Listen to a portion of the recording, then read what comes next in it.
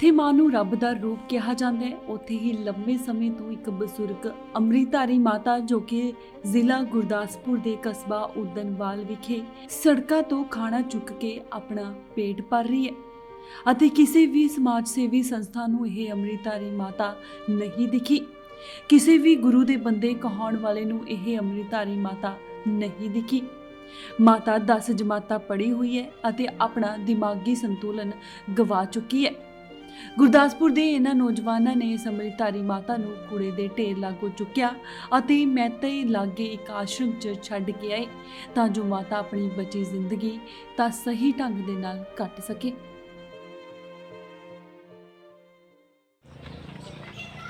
हाँ जी माता जी। हाँ जी बाबा जी। माता जी की हाल सत श्री अकाल। ठीक है। ते की नाम जी अपना? नाम है राजीव। हाँ जी। ते माता जी किहड़े पिंड तो जे? मैं इधर अच्छा मदरे चौड़े। ते तुसीं अज आपां इत्थे उधरवां लागे च बैठे आ। मैं तुहानूं कई वारी वेखिआ इत्थे बैठे आ, भंग दे विच बैठे आ गर्मी दा। ते की गल तुहाडा परिवार कित्थे आ? साडा खाना है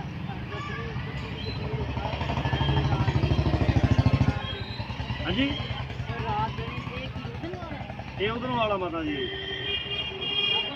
ये शाहपुर दे लागे उधरों वाला। की गल तुसीं घर नहीं जाना? घर नहीं जाना तुसीं घर? काम तो मैं मेरे मुद्दे सीधे करके दिखा दी। अच्छा।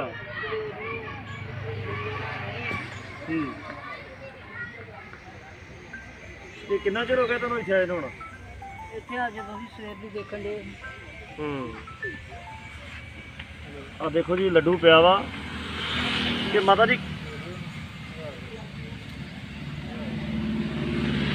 जी रोटी कितों खाते हो? और रोटी बाबा मैं हाथ नहीं फड़ी आ। लाओ पानी। अच्छा। पी लिए। चलो चलो चलो चलो चलो और पानी लाओ पी लिए। पानी पियोने माता एक मिनट। अच्छा माता जी कितना पढ़े रे? बाबा पीछा हो पिंड चौड़े यार चलिए पढ़े घर ऊपर पंच ना हाँ पीछा हो खड़े अच्छा ते तारे रोटी पानी किदा खांदे जी? रोटी पानी आवे की कर हाथ दे विच जे और देखो जेड़े ओ लड्डू क्या कितनी कीड़ियां चढ़ियां चीज लड्डू है जा केला पिया है। हां केला गलिया वा चीज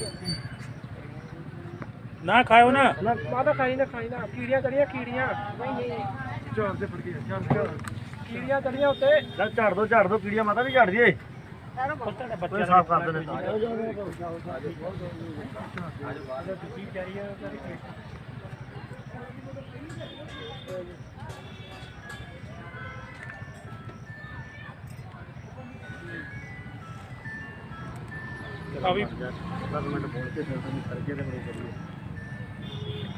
ਆ ਤੁਸੀਂ ਦੇਖ ਸਕਦੇ ਹੋ ਬਜ਼ੁਰਗ ਮਾਤਾ ਜੀ ਆ ਲੱਡੂ ਹੱਥ ਵਿੱਚ ਫੜਿਆ, ਕੀੜੀਆਂ ਚੜੀਆਂ ਉੱਪਰ ਕਾਫੀ ਹੱਦ ਤੱਕ ਸਾਫ਼ ਕੀਤੀ, ਅਜੇ ਵੀ ਇੱਦਾਂ ਚੜੀਆਂ।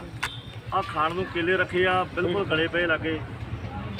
ਆ ਤਕਰੀਬਨ ਕਈ ਟਾਈਮ ਤੋਂ ਦੇਖ ਰਹੇ ਆ ਇਸ ਮਾਤਾ ਜੀ ਨੂੰ, ਆਪਣੇ ਆਪ ਨੂੰ ਚੌੜੇ ਮਧਰਿਆਂ ਤੋਂ ਦੱਸਦੇ ਆ, ਮਧਰੇ ਪਿੰਡ ਤੋਂ। ਇਹ ਉਧਰੋਂ ਮਾਲ ਦਾ ਏਰੀਆ ਜਿੱਥੇ ਅਸੀਂ ਕਈ ਵਾਰ ਬੈਠੇ ਵੇਖਿਆ ਤੁਹਾਨੂੰ। ਆ ਭੰਗ ਦੇ ਬੂਟਿਆਂ ਦੇ ਵਿੱਚ ਉਜਾੜ ਥਾਂ ਦੇ ਉੱਪਰ ਕੱਪੜੇ ਵੀ ਬਿਲਕੁਲ ਫਟੇ ਆ, ਸਰੀਰ ਦੀ ਇਹ ਚਮੜੀ ਦੇਖੀ ਆਪਾਂ ਤੋਂ ਵੀ ਮਾਸ ਲੱਥ ਚੁੱਕਾ ਨਾਲੋਂ, ਹੱਥਾਂ ਦੇ ਜ਼ਖਮ ਵੀ ਹੋਏ ਆ।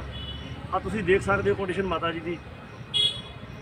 ਅੱਜ ਇਹਨਾਂ ਦੇ ਕੋਲ ਪਹੁੰਚੇ ਆ ਸਾਡੇ ਵੀਰ ਜਗਰੂਪ ਸਿੰਘ ਹੋਣੇ, ਜੋ ਸ਼ੁਰੂ ਤੋਂ ਬੜੇ ਲੰਬੇ ਸਮੇਂ ਤੋਂ ਇਹ ਕਾਰਜ ਲੈ ਕੇ ਤੁਰੇ ਆ ਵੀ ਜਿੱਥੇ ਵੀ ਕੋਈ ਇਸ ਤਰ੍ਹਾਂ ਦੇਖਦੇ ਆ ਕਿਸੇ ਨਾ ਕਿਸੇ ਰੂਪ 'ਚ, ਕਿਸੇ ਨਾ ਕਿਸੇ ਤਰੀਕੇ ਦੇ ਵਿੱਚ, ਇਹ ਸਾਰੀ ਟੀਮ ਬਿਲਕੁਲ ਤਤਪਰ ਤਿਆਰ ਰਹਿੰਦੀ ਆ।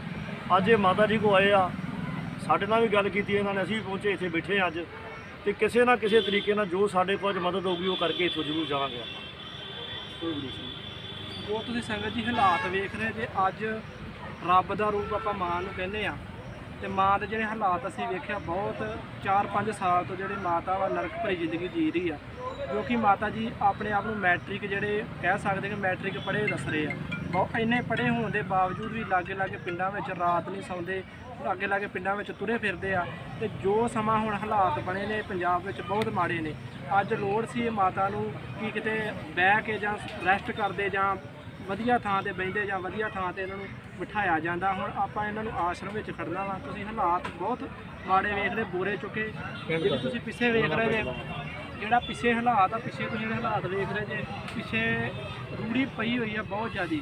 ਇੱਥੋਂ ਜਿਹੜਾ ਆਪਾਂ ਮਾਤਾ ਨੂੰ ਅੱਜ ਇੱਥੋਂ ਇਸ ਹਾਲਾਤ ਵਿੱਚ ਖੜ ਕੇ ਬੇਆਸਰਨ ਦੀ ਆਸਰਾ ਸੇਵਾ ਸੁਸਾਇਟੀ ਜਿਹੜਾ ਆਸ਼ਰਮ ਆ ਉੱਥੇ ਖੜਾਂਗੇ। ਬਹੁਤ ਹੀ ਇੰਨੀਆਂ ਕੀੜੀਆਂ ਚੜੀਆਂ ਆ ਲੱਡੂ ਨੂੰ। ਬਾਕੀ ਕੇਲਾ ਜਿਹੜਾ ਤੁਸੀਂ ਵੇਖ ਰਹੇ ਜੇ ਗਲਿਆ ਹੋਇਆ ਵਾ। ਅੱਜ ਇਸ ਮਾਤਾ ਨੂੰ ਆਪਾਂ ਇਸ ਹਾਲਾਤ ਵਿੱਚ ਇਸ ਮਾਤਾ ਨੂੰ ਖੜਨ ਲੱਗੇ ਆ।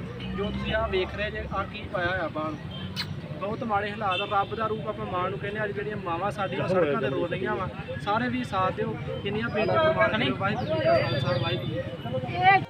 ਗੁਰਦਾਸਪੁਰ ਤੋਂ ਜਤਿੰਦਰ ਕੁੰਦਲ, ਇੰਡੋਸ ਟੀਵੀ, ਆਸਟ੍ਰੇਲੀਆ।